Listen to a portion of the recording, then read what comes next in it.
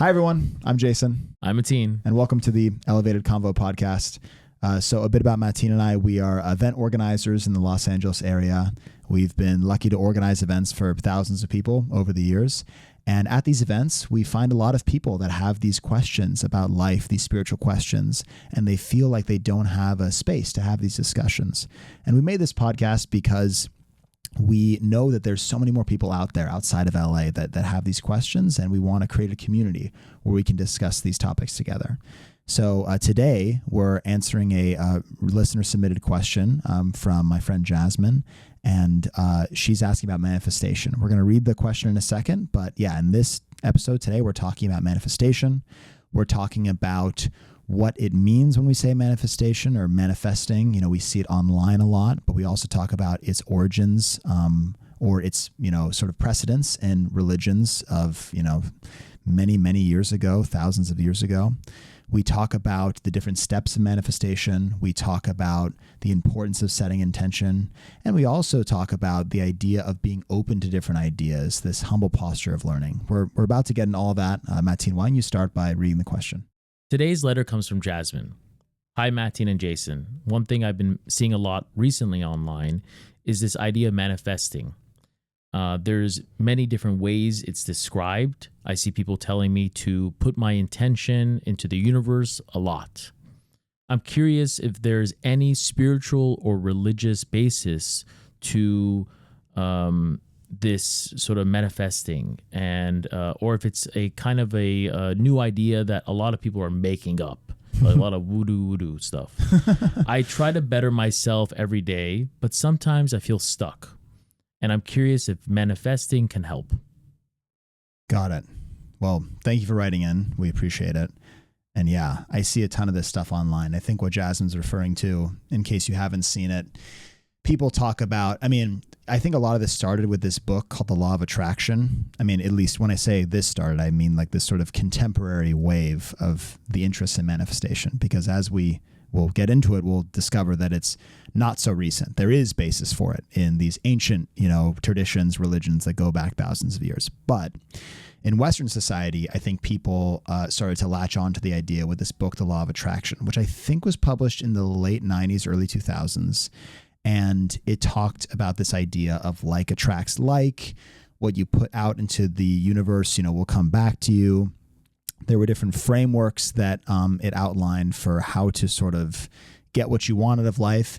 And over the last 20, 30 years, it's been picked up by generation after generation. Now we see it a lot on TikTok, Instagram. We've both seen TikToks about this, idea of like putting energy out into the universe or speaking your intention. There's I seen like the lucky girl method online, this idea of like, just believe that stuff will work out for you, and it probably will.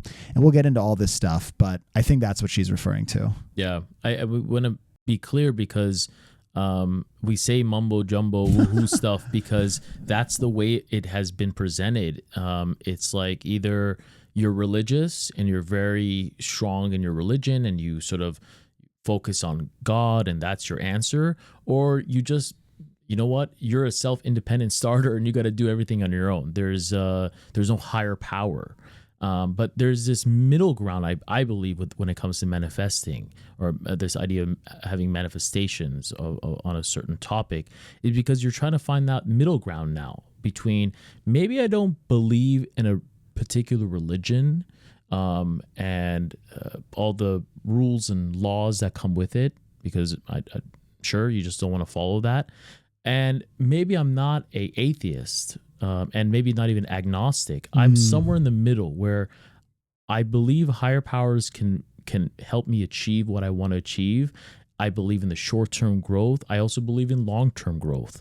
But I need a bit of assistance, and I need this sort of higher power universe calling to kind of guide me throughout my life. Yeah. I would say, this even goes beyond manifestation, just in general. You're right. There's so many people that I see so many people, especially my age. I'm 26. Like they maybe grew up with religion in the house, but they kind of grew away from it. They don't really like it, but they still want some sort of guidance. I see people my age just like hungry, starving for guidance. I know people that like use CoStar, it's a horoscope app. Like that's their guidance for the day. Oh yeah. You know, like people like are just searching for it. You see it on TikTok, you see everywhere. Like, you know, I'm watching a TikTok and I'm thinking, gosh, the person that this is meant for is like really seeking some sort of guidance out there. Anyway, so like my point is that I love the idea, you know, in the Baha'i faith, it talks about this posture of humble learning. The idea that, you know, we don't necessarily know everything. We want to, and when I say we, it's anyone, like, you know, who am I to say that I have the answers to every single thing in life? I certainly don't. And I think that, you know, you mentioned the whole woo-woo vibe around manifestation that's common nowadays. I think some people, some religious people probably see this content online and they judge it a bit. They think it's a bit woo-woo. They think these people need Jesus, need Muhammad, you know. But like you will get into it, you might be surprised. Like there is actual, you know, basis for these things that people are talking about in these religions.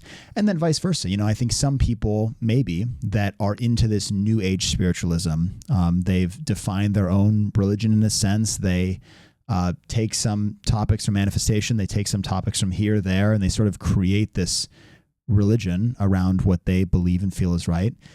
Maybe they judge, you know, the sort of more traditional religions, but you never know, because if you go and read these texts, they may inform, you know, they may sort of create a fuller understanding of these concepts, practices of manifestation. So this, once again, goes beyond manifestation, which we're about to dive into, but I encourage people to sort of take that posture of humble learning and to try to find truth in everything, because there's always a little bit of truth here and there. You know, even when you are tempted to write something off completely, you never know. You never know what you'll find if you dig a little deeper and have an open heart.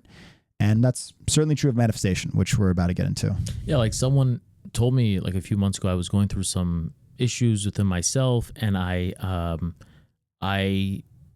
wanted to express myself without backbiting, but also without sort of having to run into a therapist and spending hundreds and thousands of dollars just to sort of get answers. Sure. Someone said to me, how about you just like write things down, journal? And I did it. I was like, I also thought this was a bit of mumbo jumbo as myself. It's like, why me writing down on a journal is going to do any good for me or what I'm feeling? But it did great things. It changed my life for that time that I was stuck. And so this idea that you're talking about, there's a bit of truth. There could be truth. It may not work for you manifesting, but for everyone that has online that has talked about it, it's been working for them. We look at successful people and they talk about manifesting, and it's worked. They've gotten out of their hole that they needed to get out of. And so again, and this idea of like, there's also this, it's very important to add to this, that manifesting you don't have to be wealthy. You don't have to come from a certain background. Anyone can do this. Yeah. Anyone that just has a conscience and has a soul, which we all do, and just has a moment to reflect and think. And which I think is really important here, take action. Yeah. That we'll get into. Right. I mean, why don't we get into it? Yeah. I think that one of the key ideas behind manifestation that's so powerful is the idea of setting an intention and then acting upon it. You know, I think that a lot of us maybe tick one of those two boxes, right? We're very certain about what we want, but we never act on it, or we act on it in sort of like fits and starts, a little here, a little there, but it never is like sustained effort. You know, on the other hand, you may have action, but you may not have the intention behind it to make that action specific. Like an analogy can be the gym, right? Like if you have that intention, you're like, okay, I know specifically what I want. I want to improve these muscles. I want to do this many workouts this time a week, this, that. But if there's no action, of course, there won't be results, right? And the same thing is true in the inverse. You know, you can take action at the gym with no intention. You can just throw weights around willy-nilly, you know, and it's not going to work. I mean, yeah, like you won't have as sort of like focused results as if you have that intention. So I think one of the biggest things this contemporary discussion around manifestation gives us is just a reminder that these two concepts go hand in hand. I mean, that I think is a key of it. Another thing that I think people often miss is this idea of prayer. prayer, I think nowadays is very, I guess, like shunned as a concept. It's one that's not sort of popular nowadays, especially among the younger people, frankly, because, people are less religious than ever. But you hear these people talk about manifestation online, and in my opinion, they are describing a form of prayer, because you are asking for something. You're putting your intention out there. You may not be doing it under a sort of like strictly traditional religious banner, but in a way it is prayer. And I think, once again, going to my previous point about sort of like humble posture of learning, non-judgment, it's not like some people maybe that have very strong aversion to religion hear that and they're like, oh, well, I don't want to manifest because I don't want to pray. Like, I would suggest to people put like your sort of preconceived notions aside on both sides, right? Because someone that's not religious, maybe it is a form of prayer, and that's okay. It doesn't necessarily mean that you believe in, the God that other religions believe in, and vice versa. Someone that's religious, they're like, oh, well, how could this be prayer? These people aren't really praying because they're not abiding by these specific rules. Well, prayer looks very different to different people.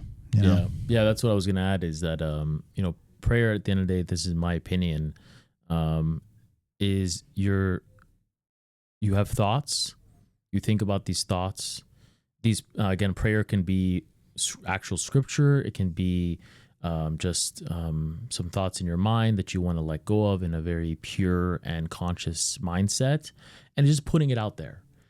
In a religious point of view, you're putting it out there because you want God or that either Jesus or Baha'u'llah or Muhammad or one of them to listen to you and to guide you, help. But in another sense, and my understanding with just general manifesting, is that you're putting it out in the universe and it will come back to you in a different format. Again, it may not be the way you were thinking. That's why I think we're sometimes in a tunnel vision when we manifest, is that we expect that when we're at the end of the light, that what we thought that we gave to this universe is that we're going to receive. And that's just not how it is. We have to be thinking outside the box and hoping that the results we get, we should be happy with them regardless. And that's what real quick, manifesting doesn't mean that you do it one time in your life and that's it. You're like, oh, I got 3 wishes, 3 manifestations, and I did my 3 and I'm done. No, you can always do it. This constant idea of like, when you get out of bed, maybe you manifest. You get out of bed, you reflect, and Jason's going to talk more about what it actually means to manifest and what are maybe the different stages or the things you should think about as you're doing it. But you get up, you think about it, and you tell the universe what you want and how you want to get there, and then you believe in that you basically got in it. It's kind of like confidence. I look at it like confidence, right? When a lot of these self-help guys want to come to you and say you need to have confidence, what is the one thing they say to you? Make it, believe it. What was it like? Believe it until you make it. Fake it till you make it. Fake it till you got it better than I did. Fake it till you make it. Yeah. Fake it till you make it, because that's what confidence is. Confidence is not something you're ordained with. It's not something that you're born with. It's something that you develop. But if you believe you have it, then you have it. And I think that's the same way I look at manifesting as well. I think, there's, first, like, it goes without saying that we certainly, don't have all the answers here. And I am still a student of manifestation, and I will be for the rest of my life. But it seems like, based on what I've read, writings from other religions, from the Baha'i faith, there's this sort of interesting thing that happens when you set your intention, you're very clear about what you want, and then you take action along that path. Some of us believe in God, some of us don't. But whether it's God or maybe it's the universe to you, there's some divine force out there that assists us. And it seems like when you set this intention and you take action, God, universe, sees that action and helps you along that path. If it's what you're meant for, if it's what's best for you, it's a really, for lack of a better word, like magical thing. And I don't understand it fully, but I think that what humanity has discovered over the centuries whether it's in religious texts or just in, sort of contemporary text, social media, is this idea. It seems to reoccur throughout history, like in the Bible, Matthew 7:7. I believe it's seek and you shall find, ask and you shall receive. Like that is a perfect summary of manifestation right there. I mentioned earlier, there's books from like the 90s that talk about this idea of manifestation. I think The Key is another one of them, and they relate a lot. This idea of the law of attraction, it relates to this idea. I think it's Galatians 6:7 that says, whatever ye sow, ye shall reap. Once again, this idea of like what you put out there, what you set your intention around, and how you frame your life in general is what you'll reap, what you'll find in life. This is a scientific concept, this idea of framing, this idea of the world is what you make it. Your reality is what you make it. There are psychological studies around this. Another interesting thing about the Baha'i faith is this idea of the harmony of science and religion. Going back to what I first mentioned, I think some people find this dichotomy between science and religion, between traditional religions and the new woo-woo stuff or whatever you want to call it. But I believe those are false dichotomies. And the same thing is true of science and religion. I think that, certainly growing up, I would see online these discourses around, atheist debates, priest, like science owns religion or vice versa or whatever. And I believe that's a false dichotomy. We can get into that in another episode, but when you look at these studies on manifestation in particular, and this idea of setting intentions and studying people that have some fundamental beliefs, how they see the world, studying people that have other, maybe more negative fundamental beliefs, tracking their outcomes, you find proof of this idea that I'm referencing. And then once again, if you look in the Bible, if you look in the Quran, you find references to this same fundamental idea. So it's not a new idea, to answer Jasmine's question. Yeah, and another point I want to make is sometimes people don't believe in manifesting because they believe the world is random. The actions that happen in this world are random, meaning that no matter what you do, no matter whatever the case, it's random. Like the consequences are all over the place. And as my personal opinion, I do not believe that. I believe that things have causes, they have consequences. You do something, you're going to get something else. 2 + 2 is 4, it's not 5. Meaning that we have these set of standards. We have basis of our laws. And so that's the way I look at the world, is that if you manifest something and it's good for you, may not happen now, but there's many things that I manifested when I was a young boy, 14, 15 years old. I want to be rich. I want to be this. I want to do that. I want to drive a nice car. I want to have great friends. I want to be surrounded by amazing people. Doesn't mean I didn't have that when I was younger, but I wanted that. I wanted it. You had a nice car when you were 14. Hey, it was a little like driving pickup, that little Barbie Jeep things. Yeah, it was a G class. I wanted that. I wanted the bigger version. And so, but it happened as I grow up. God or the universe, He's not going to give you something that's going to hurt you. He's not going to be like, oh, go get the lottery ticket. And then look, if you look at all the lottery, as an example, like the lottery tickets, they win $500 million. Almost every single one of these people that have won this great amounts of money have lost it all and even more. They've lost family, they've lost relationships. And that just shows that the universe knows you more than maybe you know yourself. It's not going to give you something just so you can hurt yourself and others. It's going to provide you something. So when you manifest it, you have to be true. You have to be pure in your thoughts. And then through that, over time, again, your actions have to continue with your beliefs. It's going to manifest. That's what we mean. There will be confirmations. And so as time goes on, you'll get these confirmations. And look, I give my example of today. I met some incredible people in my life. And could that have happened on its own? Could it have been random? Sure. But I also believe that by me manifesting and by me believing in the higher power, by putting my trust in that higher power, these were the effects. Yeah. I mean, the idea that you mentioned, the idea that the universe fundamentally wants what's best for you and will deliver that to you, I think it's a very powerful idea. And I think that it is something that not everybody has, right? You know, people see the suffering in the world, the violence, and they ask these questions. Well, how could there be, you know, an all-loving, all-knowing God that allows these things to happen? And that is a very, very valid, important question. It's this concept called theodicy, and it's been asked, you know, throughout the centuries. If you look up theodicy on like Wikipedia, you'll see photos of like these ancient scholars that have been debating this question for a while. It's something that we'll certainly get into at some point.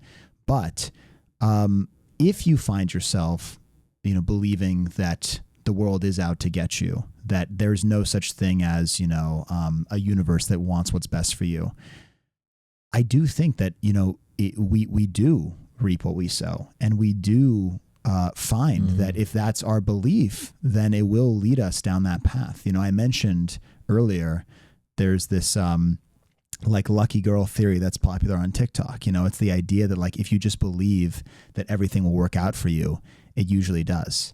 So a suggestion to people that maybe feel like, oh, you know, I feel like I've got a chip on my shoulder, the world's coming down. Try the opposite. You know, I know it's hard to do. I know it's hard if you've had that belief for a long time to just suddenly flip it around. I don't think it happens overnight, but you might be surprised if you adopt this belief that the world wants what's best for you. And it requires a lot of spiritual maturity, and it requires a lot of humility, because if everyone that manifested got what they wanted, I mean, for starters, we'd probably have like 500 presidents, right? Like we would have like, you know, it would just be nuts. And there's a reason, there is a divine order behind the way things happen.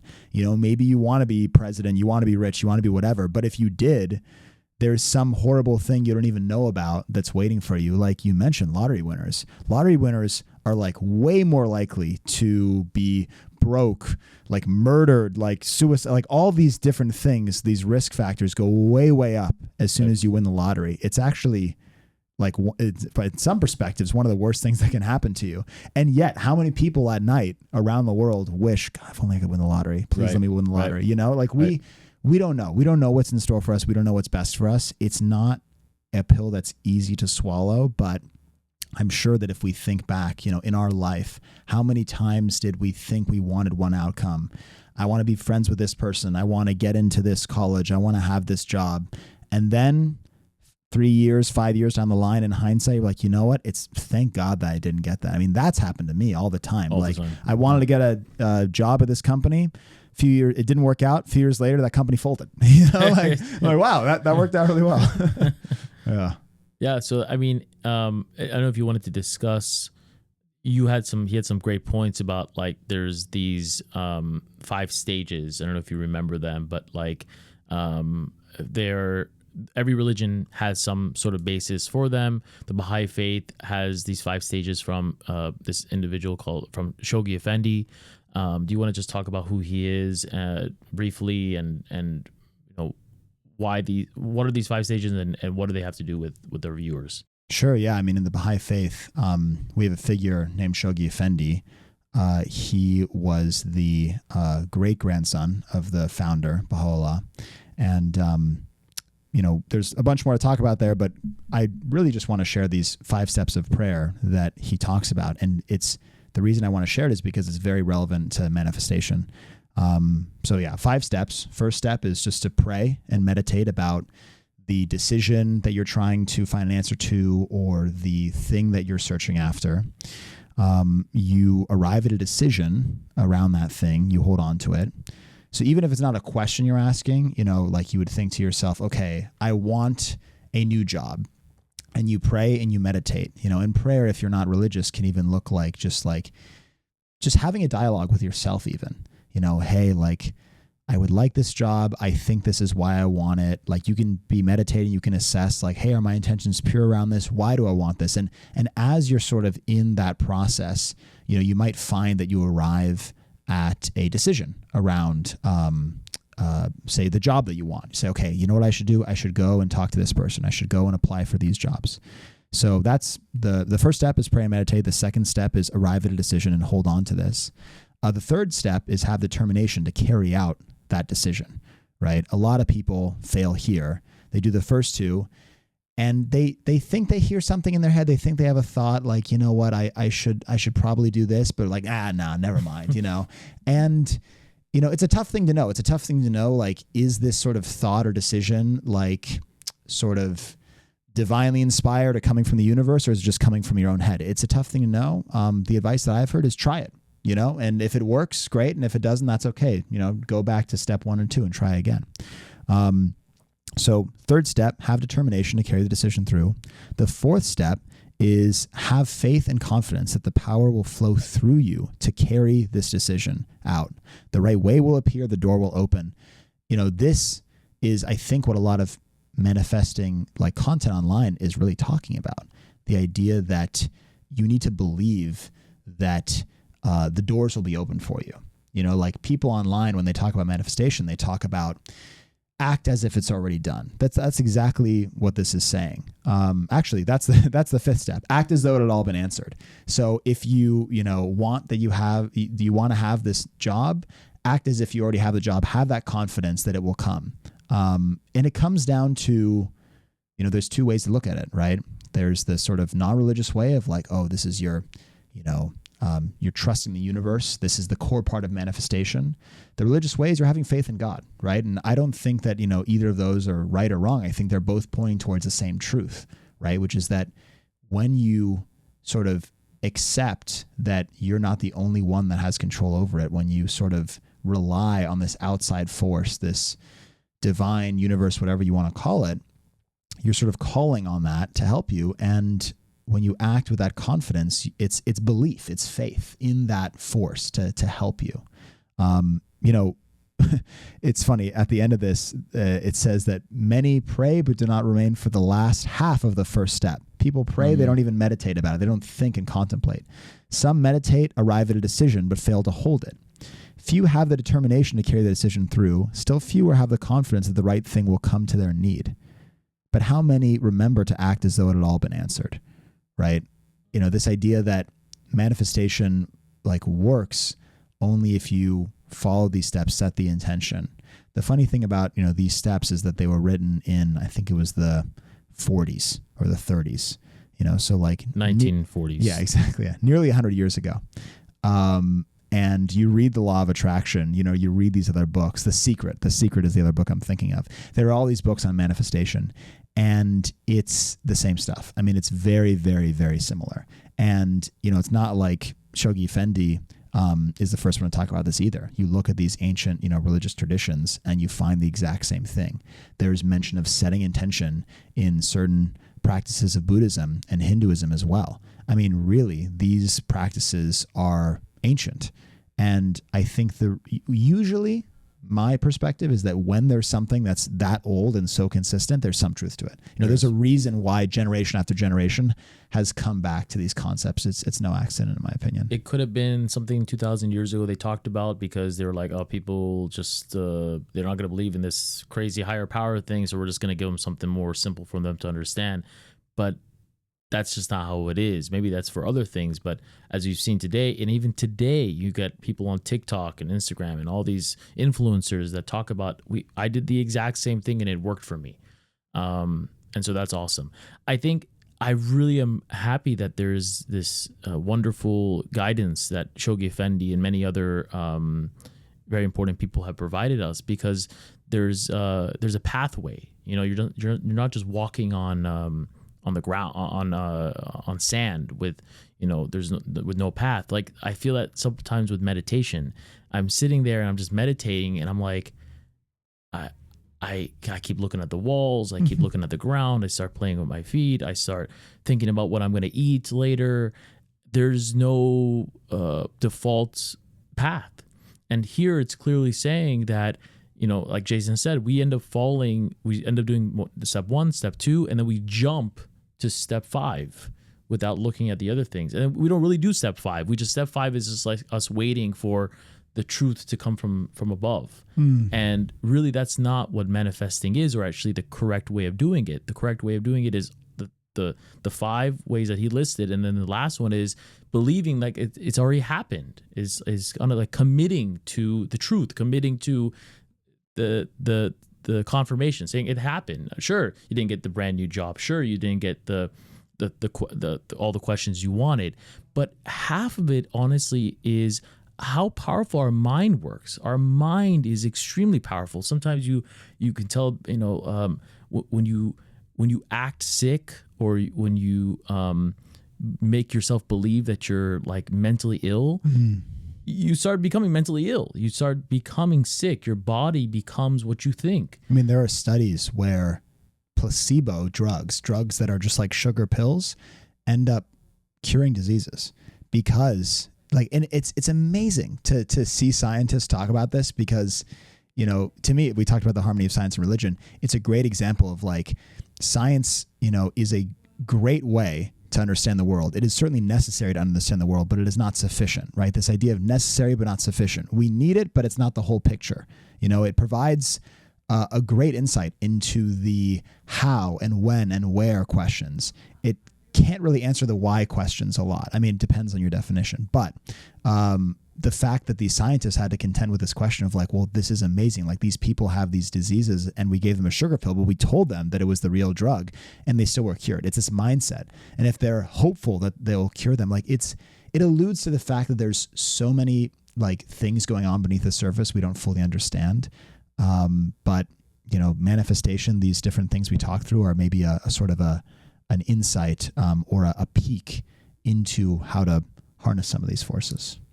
And we can get so much into that. You can fall into a rabbit hole of like the magic or the something that's there, the energy that's there within all of us. Not only the universe, like the universe has energy that's like, please use me. Let me give you my energy. But we ourselves, maybe it's our mind, maybe it's our soul, maybe it's something else within that.